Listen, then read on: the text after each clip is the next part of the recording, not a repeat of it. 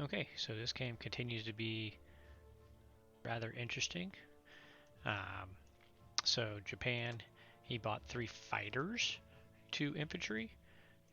He attacked Persia. As I expected, he wiped out Persia, and he attacked not C Zone 33, but actually attacked C Zone 28 with 1 fighter. Um, not really sure why, because if he thought I was going to fight, he could just use his battleships. But anyways, and the fighter couldn't hit, so that's just a weird one. I'm not really sure what happened there.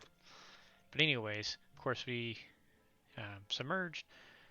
The good news is he lost 2 bombers and 2 fighters in that Battle of Persia, which was definitely ended up being more favored result to me than him. I believe he was, well, I was counting him using 3 fighters on the attack, so um, I'm honestly not sure now.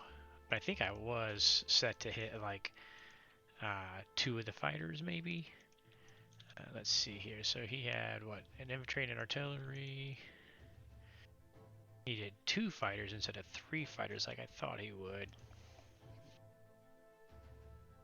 So let's see. My result of killing 2 bombers. Yeah. So for me to kill 2 bombers and 2 fighters, that was a top 10%, top 6% result actually. So yeah, so that was definitely a nice positive result for me there. Maybe not quite paying off for those 2 sea battles quite yet, but between Moscow and that it's going to help me for sure. But what this does is leaves a very interesting situation here, right? Because I can land fighters here now, so I can move my US into here, as well as I've got 5 fighters that could come in. But if I use 5 fighters, then I'm not taking on his navy. I could bring these subs in and keep these subs hanging out here and have more subs to use on his navy next turn.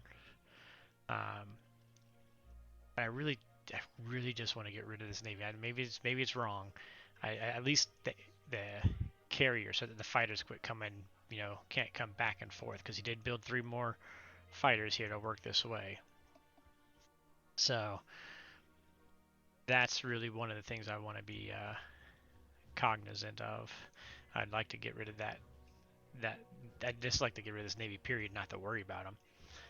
But meanwhile, if I use these fighters to land in Persia, that's going to leave my UK exposed to potentially 4 bombers, 2 fighters, 2 infantry, and a tank if I don't do anything about these units here. So we're going to go for the gold. We're going to try and take Egypt and here by sacrificing 1 transport, because I am realizing it'll probably be a while till I can use my 4th and 5th transport over here, as we're in an arms race on expensive units with Germany. I do think that eventually I'll get to use them, but we'll see. Meanwhile, if I can just get 2 infantry a little quicker up here, I can use 2 infantry, a tank, 2 fighters. Actually, I'm going to take 1 fighter from here, even have 3 fighters. So 2 infantry, a tank, 3 fighters. I can have an infantry, tank, and a fighter here. And I can still spare a fighter, 3 subs, and 2 bombers down here. This gives me about a 55% shot overall to win, which I may not follow it all the way through. I may just go kill the carrier and then retreat. It'll just kind of depend on how things go, because like we said, I can have my subs coming up afterwards if I need to. So yeah, I mean, that's all the battles. If I take Egypt, then that takes this bomber out from being able to hit down here. So I'll only have the artillery and 2 fighters. He'll still have 2 fighters and 3 bombers that can hit me. It comes to like a positive 3 result for him, IPC result for him. But I'm also going to have my a naked transport sitting here, so maybe he uses one of his fighters to take care of it too, and that improves my odds down there. But we may end up losing these 2 fighters decent chance, but hopefully they take a couple more out with him again.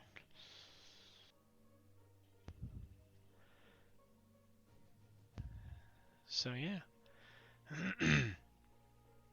that's where we're at. Um, but the other part that is going to happen, which may save these guys after all, is as long as I keep 2 of my bombers to survive into Madagascar, we're going to have 4 fighters landing here. We're going to have 2 fighters on this carrier that can go 1, 2, 3, 4 in the following turn. So that puts me 6 fighters, 2 bombers staring down C Zone 17. So he's got no factories here, so he'll need to stop at C Zone 15 or 16 this next turn, which means he's not coming right back down into here. I fully suspect him to come into 16, bring these 4 units, put 4 units, and have 12 ground here because I'm going to have my little mini stack of US there that then I'm going to have to retreat back. So I got a feeling that's where he's going to put his fleet back here. The bombers can't reach there. 1, 2, 3, 4, 5. So they'll be safe for a period. He may build another destroyer or battleship. Who knows? He may build some more sea while he's back in there for a turn. So, but and we're gonna try to get this stacked up if we can. I doubt we're gonna be able to keep it a second turn, but we're gonna do our best. We're gonna do our very best.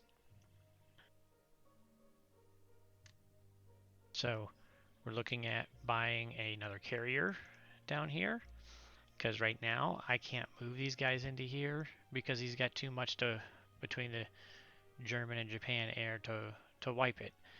I will have enough fighters, so I'm going to build another carrier and be ready to move him in to continue to defend. What I was saying is if he has to move his fleet there, then the fighters can't hit down here. So he'd be down to just 3 bombers going down there. So better and better for me. All right. And I am building 2 fighters. Again, these fighters going in, 2 fighters coming in to replace them.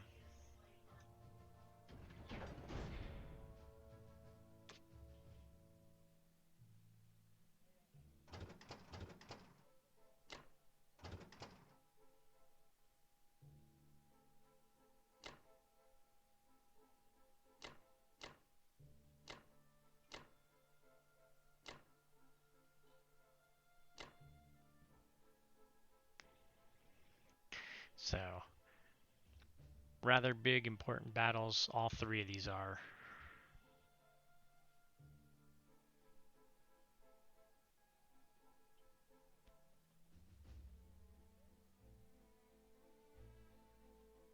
Oh, that's right. UK failed miserably up here. I'm like, why is France still sitting there?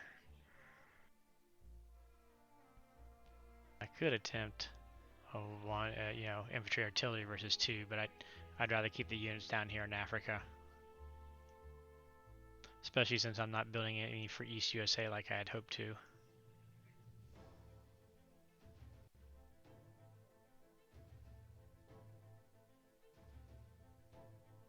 Oh.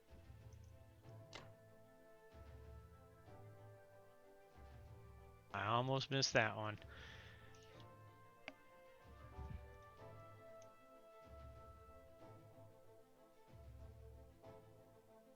I think that is all my planned attacks.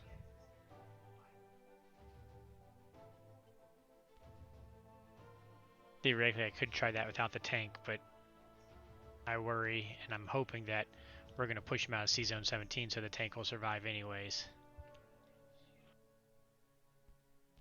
Alright.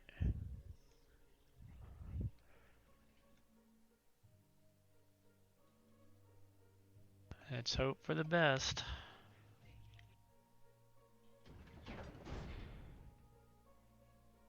Poor.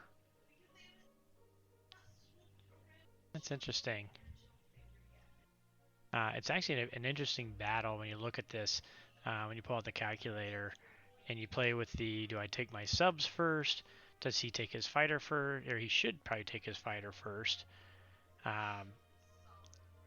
I take my subs first, or do I take my airplanes first and keep my subs for the surprise attacks? And because the fighter can't hit him, so if he doesn't take his fighter early, then maybe we keep our subs if he takes his carrier first.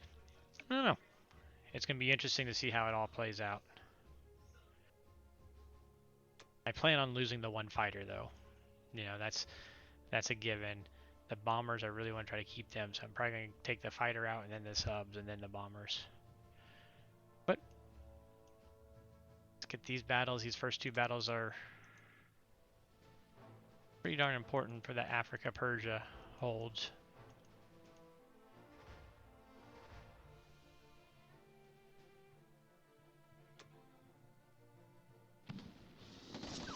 Nice.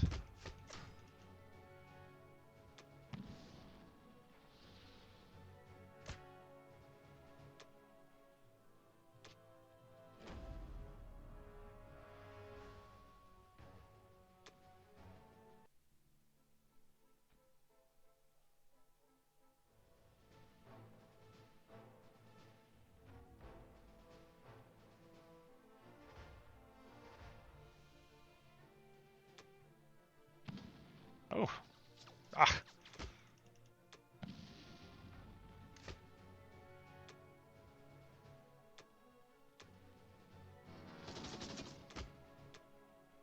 Alright. Very nice. Alright, now this sea battle, I think I'm going to get a calculator already because we're just going to have to see how the different permutations play out, because this is the close one. But I believe this fleet has used its luck all up. That is my firm belief. So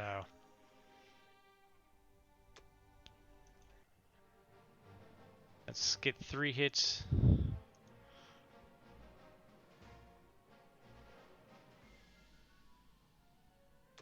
Three surprise strike hits. That would be awesome.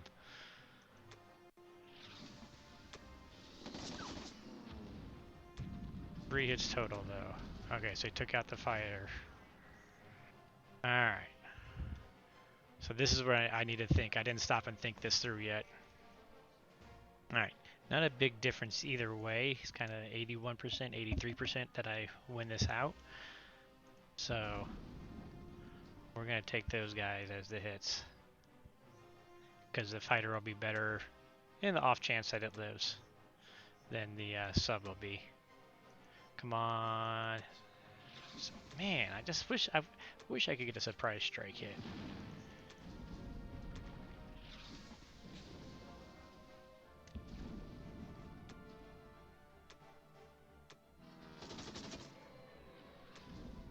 Miss.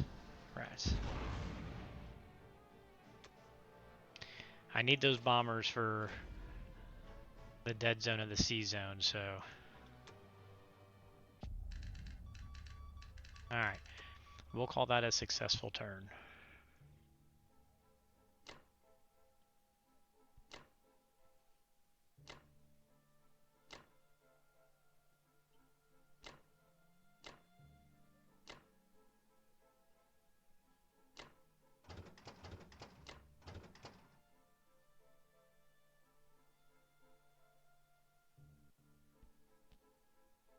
Just have him hang out.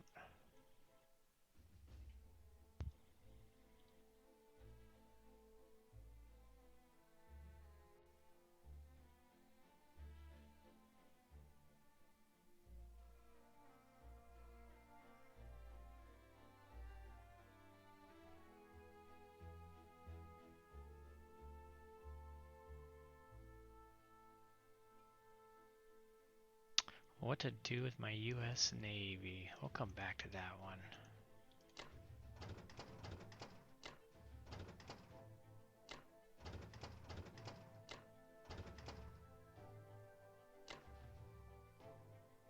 This is because I want to build the carrier here, so we're going to have 3 and 3 infantry, so he'll be able to grab 1 and come back.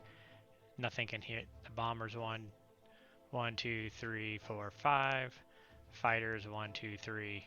So they're safe sitting out there without any coverage.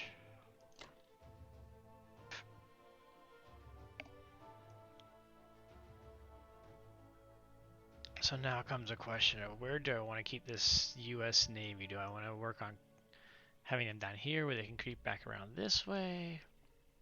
Come on up here and help support the UK.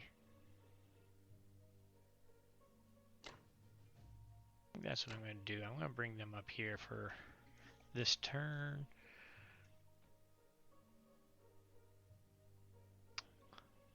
One, two, three, four. 1, 2, 3, 4. The subs, I kind of want to have them be able to enter in. I'm going to bring him on in here. So next turn we could stagger, do a 1-2 if he's only got one destroyer, so you can only hit one of them.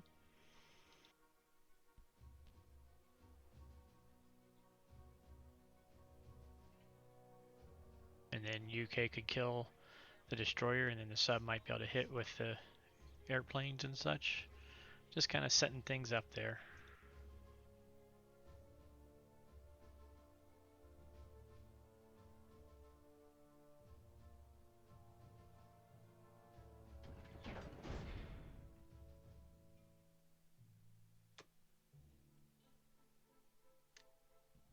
Alright, so we're going to put the carrier here, put our fighters here. 3 here again for maximum ability to get to India right away if we ever need to. 3 here.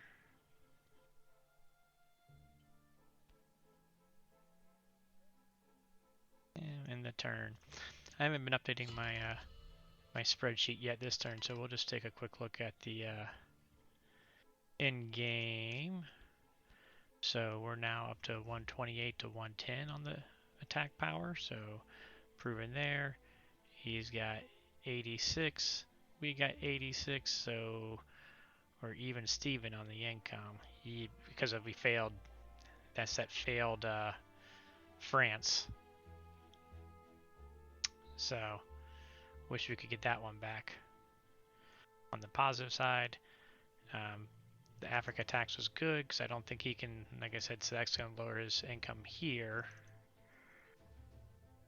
I don't think he'll want to come back to these when I've got 4, 5, 6 fighters and 2 bombers that could hit there.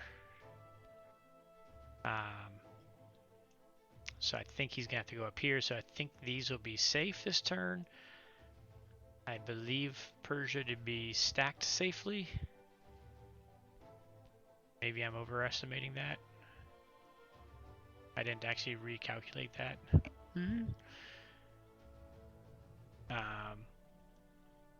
So he's not going to get income up on this front as I'm going at. It's like there's Germany, he could drop down here. I don't think he'd come here because again he'd be going into a dead zone. So he could take this one. But we'll see. We'll see what he does.